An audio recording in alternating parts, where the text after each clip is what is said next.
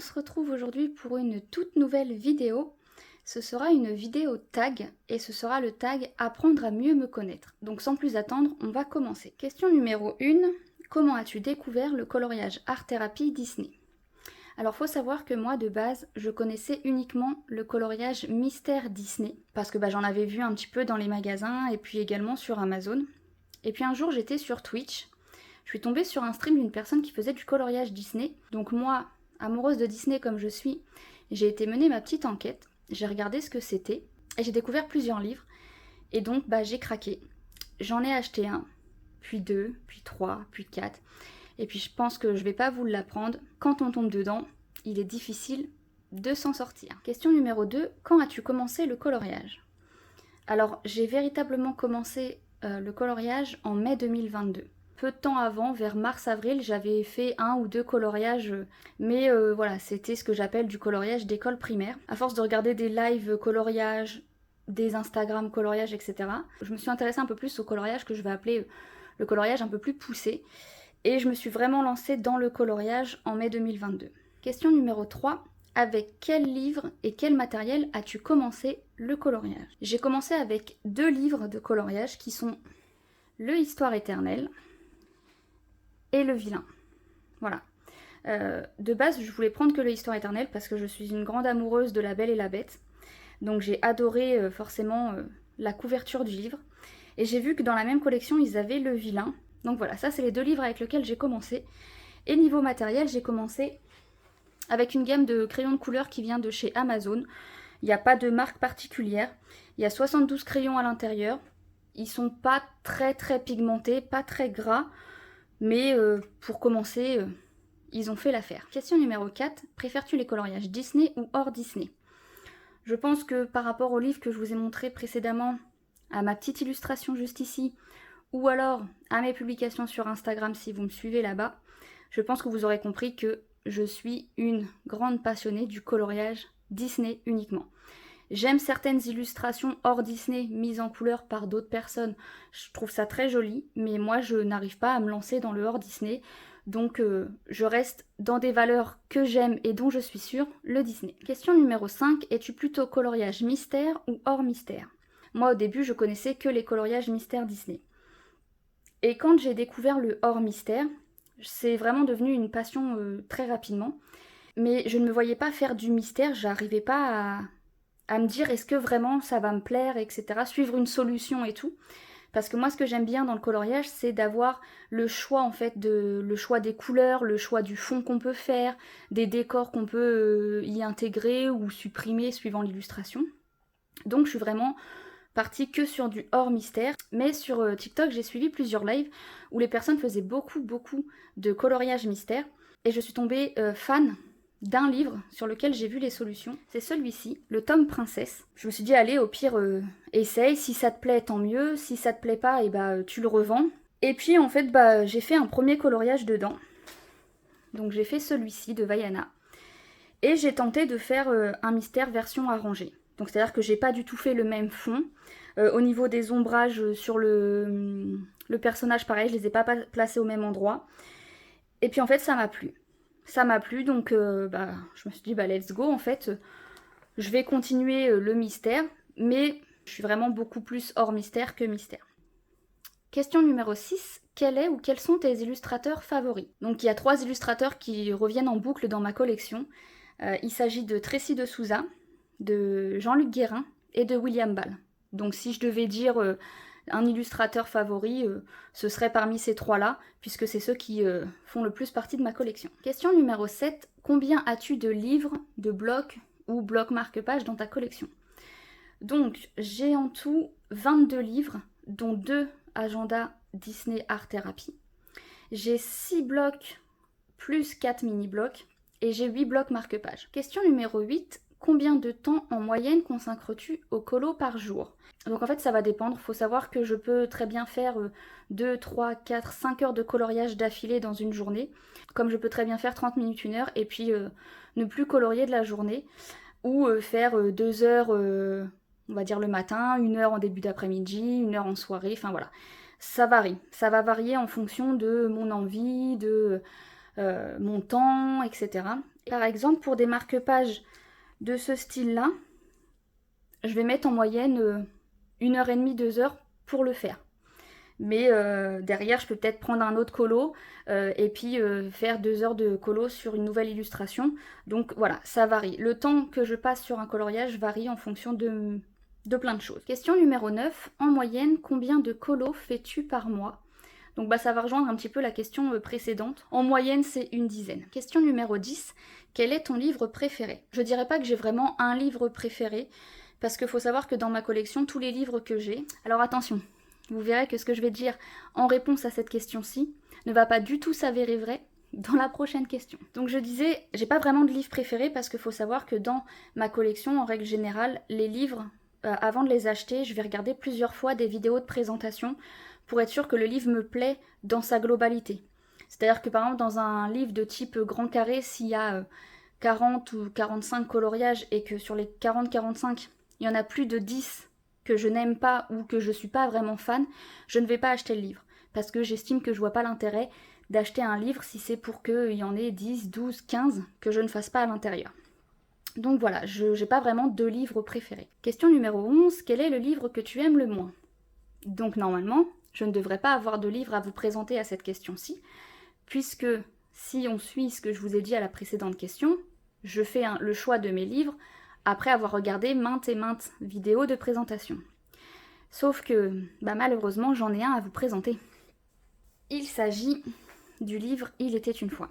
J'ai regardé la présentation du livre sur YouTube, sauf que, erreur de ma part, je ne l'ai pas regardé en intégralité.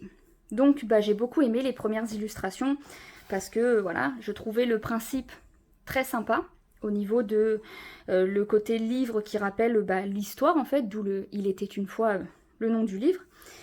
Mais quand j'ai reçu le livre et que je l'ai feuilleté, quand je suis arrivée sur les illustrations de fin, comme celle de Lilo et Stitch, je n'ai pas du tout aimé.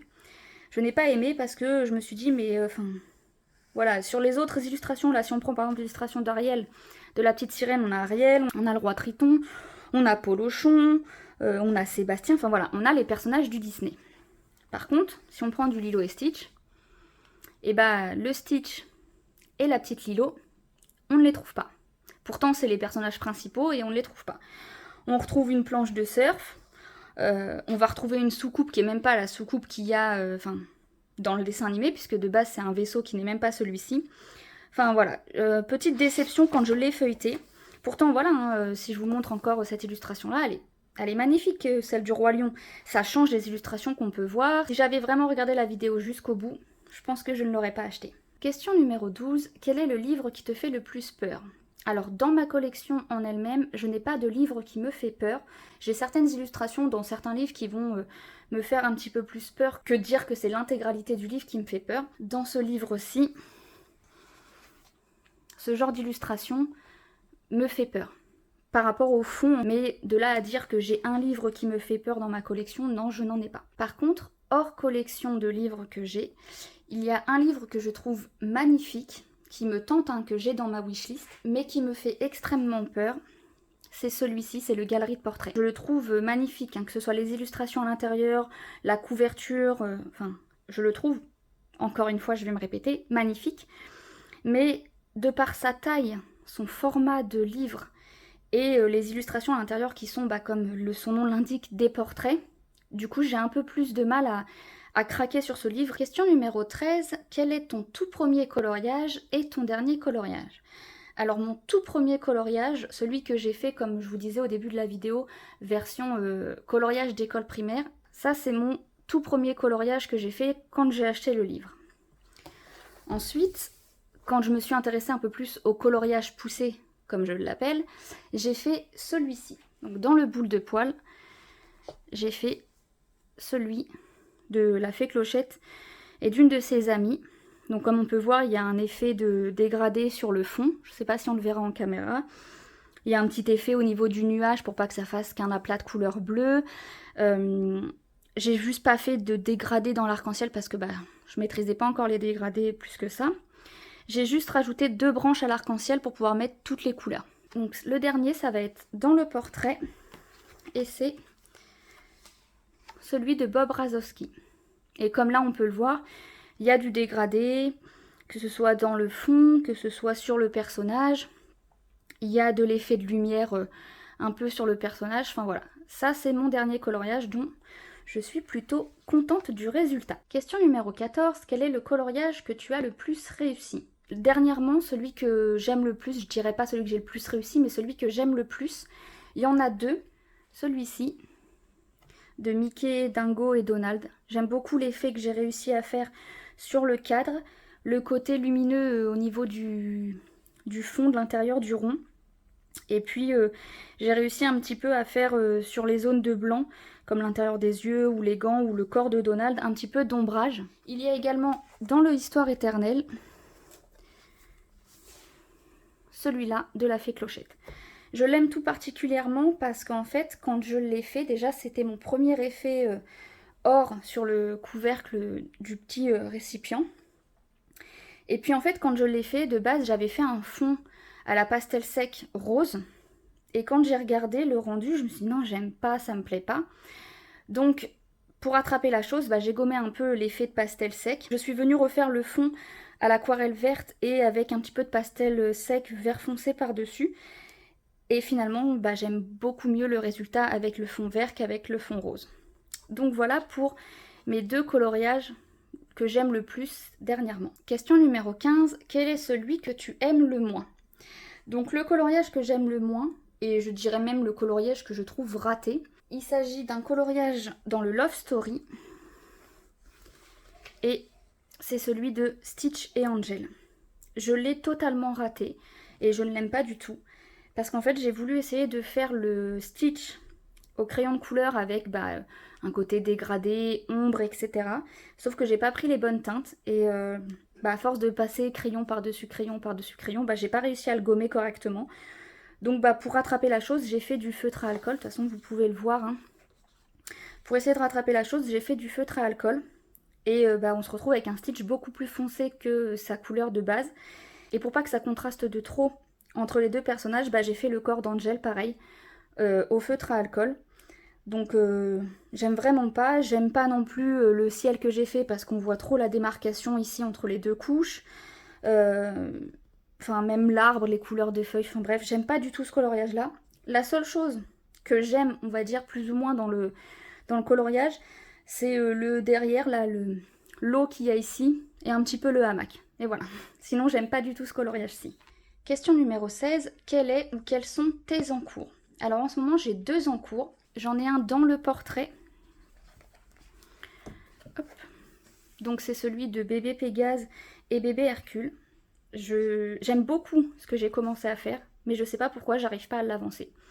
Je crois que parce que j'ai pas envie de faire quasiment que du bleu, j'ai envie de sortir un petit peu des couleurs traditionnelles qu'on peut retrouver sur les nuages.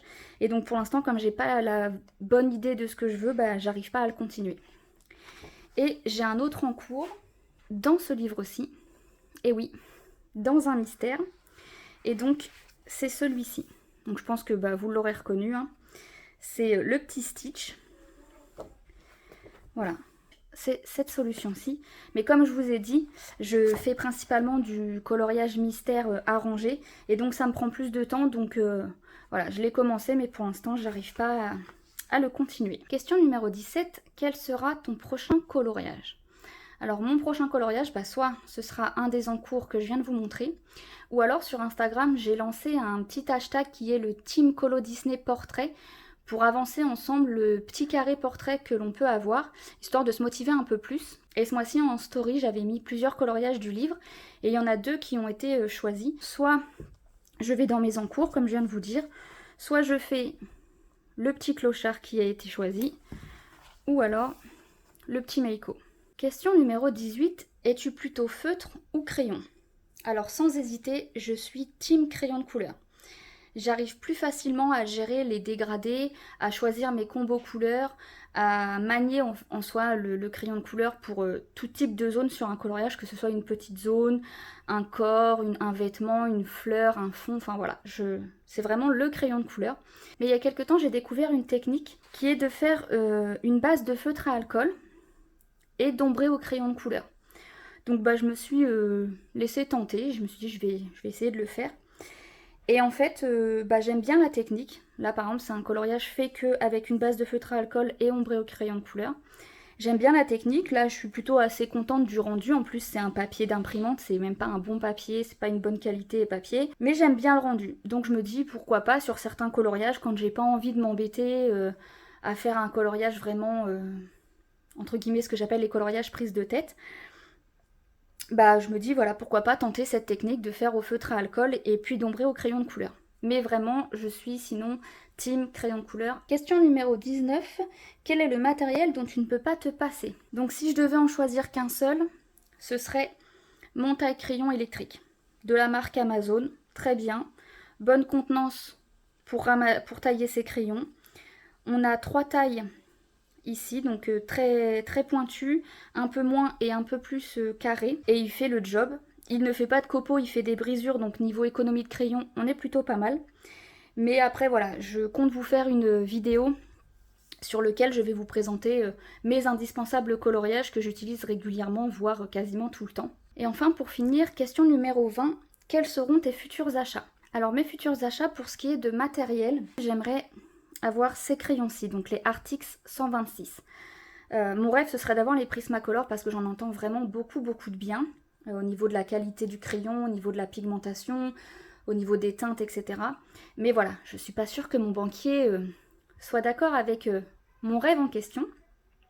Et du coup, j'ai entendu beaucoup de personnes dire que les Artix s'en rapprochaient, en étant une gamme bien évidemment en dessous des Prismacolor, mais se rapprocher des Prismacolor, que ce soit par rapport aux teintes de couleurs proposées ou même à la pigmentation et à la qualité niveau gras, etc. Et niveau matériel, j'aimerais me trouver peut-être quelques aquarelles un peu nacrées, un peu métallisées pour agrémenter un peu plus mes fonds de coloriage. Et niveau livre, je sais pas si vous avez vu, mais il va y avoir pas mal de sorties de prévues en mai. Et il suffit d'aller voir ma wishlist Instagram et vous comprendrez qu'il y a beaucoup de livres qui me font de l'œil et sur lesquels je pense craquer. Mais celui en particulier sur lequel je pourrais craquer en premier, c'est celui-ci. Vraiment ce blog je le trouve très beau, donc je pense que ce sera un des premiers achats que je ferai dans les nouvelles sorties qui sont à venir au mois de mai. Donc voilà, cette vidéo est terminée, j'espère qu'elle vous aura plu, j'espère que ça vous aura permis d'en savoir un peu plus sur ma passion pour le coloriage. Sur ces quelques mots, je vais vous dire à très vite pour une prochaine vidéo, prenez soin de vous et à bientôt!